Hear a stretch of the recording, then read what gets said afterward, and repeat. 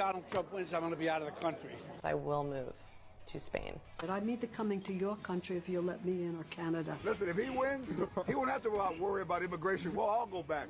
Where would you go? Canada. I'm 100% moving to Canada. I love Canada. I'd be an expatriate. I would definitely move. Trump win, I'm moving to Africa.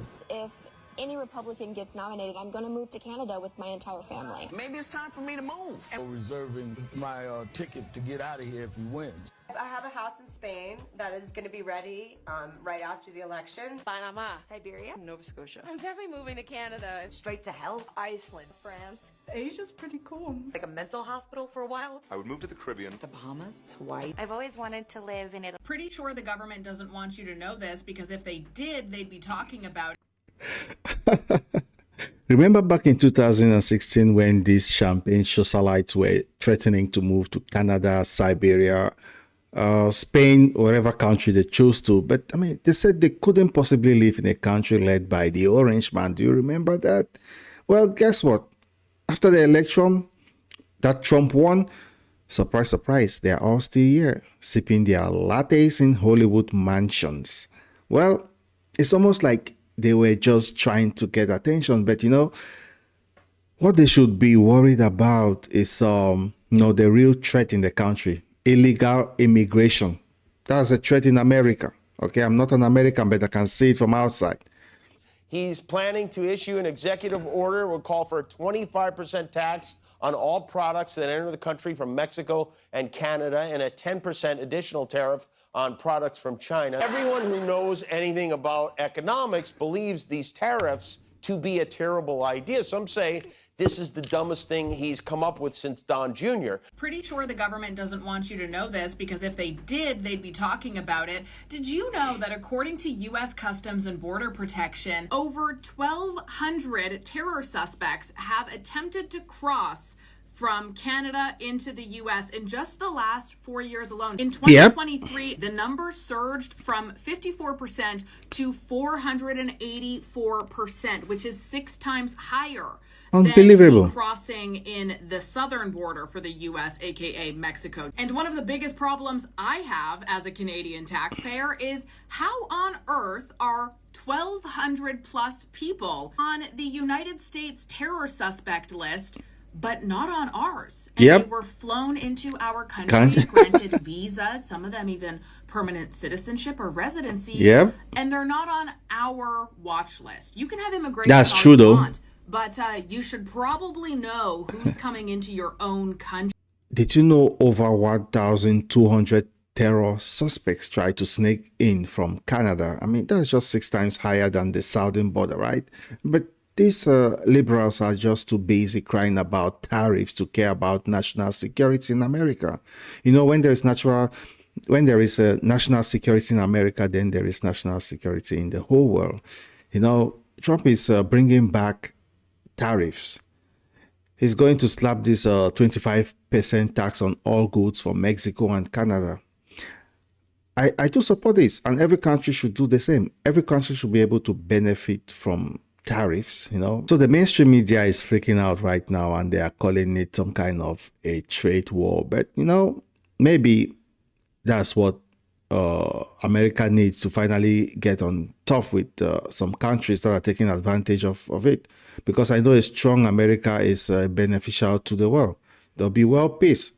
They're the world's #1 superpower. There's no dispute about that. So the question about the meeting, look, I just felt,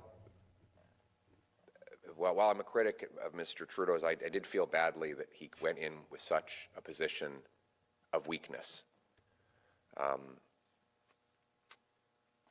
Normally when a prime minister goes to the United States to meet a president, they're looking to make gains. What gains did we hear from Mr. Trudeau? None. He's just trying to limit losses.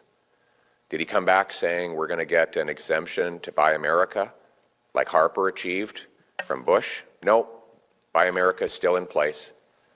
Did he say we're going to get an end to the softwood lumber tariffs, like Prime Minister Harper got from President Bush? No, not only are they still in place, Biden just doubled them. All Justin Trudeau offers is minimizing losses. This is the consequence of having a weak prime minister who's lost control of our borders, lost control of immigration, lost control of crime and drugs, and lost control of our economy. And Canadians are paying a dreadful price for everything that Justin Trudeau has broken. And we need a strong prime minister who has the brains and backbone to put Canada first and to fight for our workers and our security. Wow, and I don't forget about Brian Taylor, who really, I don't know what this guy is, but he just seems to be making these outrageous statements and stuff. I mean, his own way of seeing things, I don't want to lambast it, but just take a listen. If you are looking for a masterclass in Trump overplaying his hand before it's technically even dealt, you don't have to look further than the disaster that is his impending trade war. So just days ago, he announced on Truth Social that he would impose a 25% tariff on both Canada and Mexico on day one of his administration, which, quote, would remain in effect until such time as drugs, in particular fentanyl, and all illegal aliens stop this invasion of our country. That announcement was met with just a little bit more resistance than Trump had anticipated, with both Mexico and Canada expressing pushback and even teasing the prospect of reciprocal tariffs.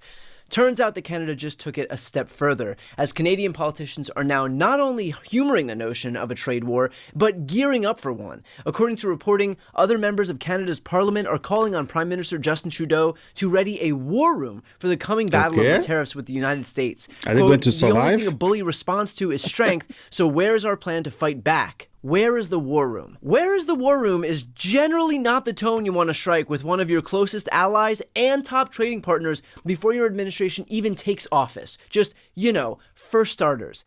In fact, members of Canada's Liberal and Conservative parties are debating ways that Trudeau could promote a Canada First policy. In other words, thanks to Trump, now one of our allies with whom we do over $900 billion per year in trade is considering an isolationist policy. Do you think that helps or hurts us here in the United States? Do you think Canada retreating to isolationism in response to Trump's trade war threats is going to make trade easier or more difficult between these two countries?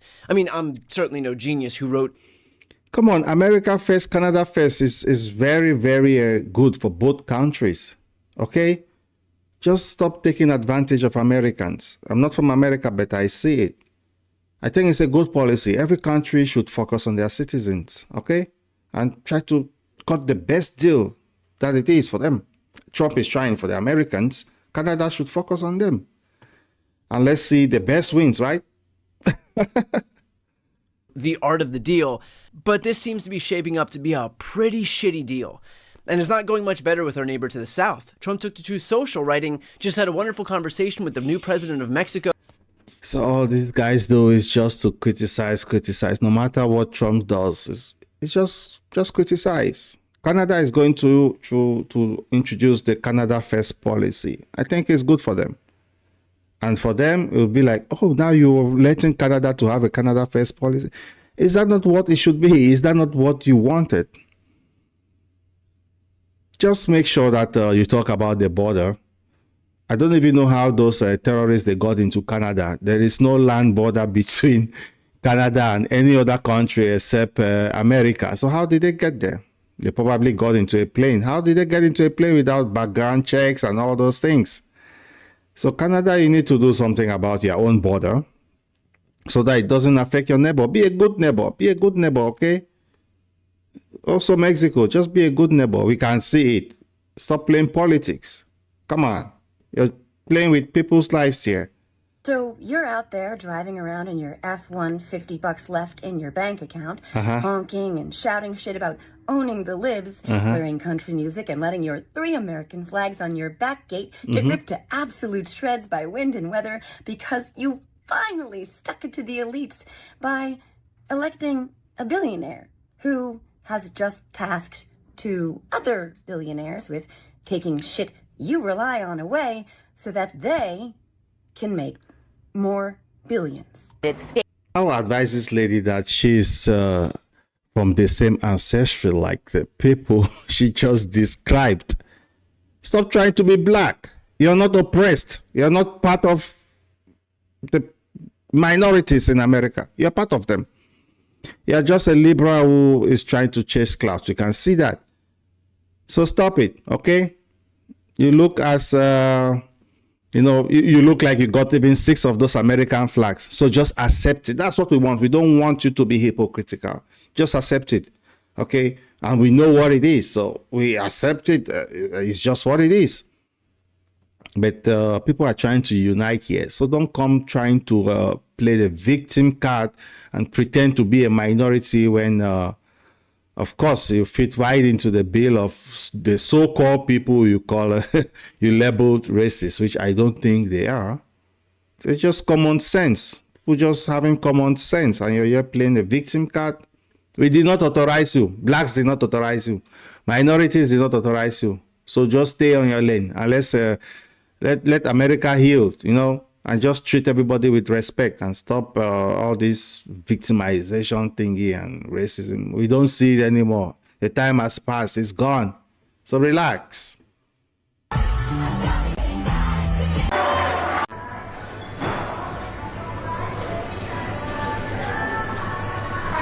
He came to kiss the ring in Mar-a-Lago.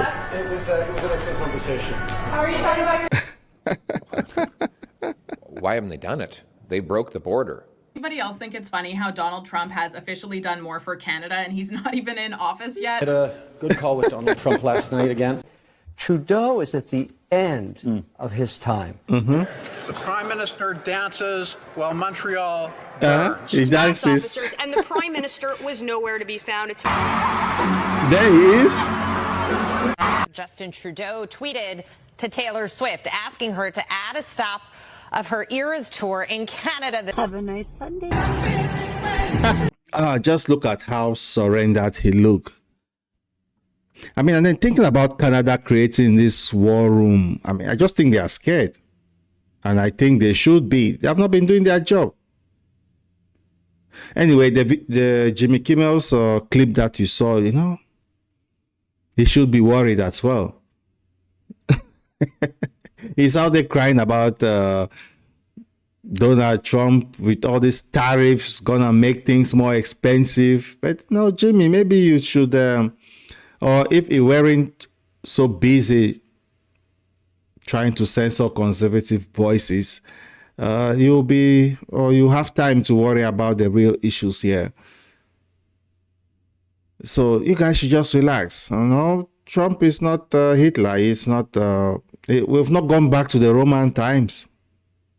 Everything will just be fine. So stop scaring your audience and just relax. So there you have it. The hypocrisy of Hollywood elite is unbelievable. It's just been exposed. They talk a big game, but when it comes down to it, they are all talk and no action. They don't follow through with their own words. So don't forget to subscribe and hit that notification bell. And let me know in the comments what you think about these virtue signaling celebs. This is Black Coffee. I'll see you in the next one. Cheers.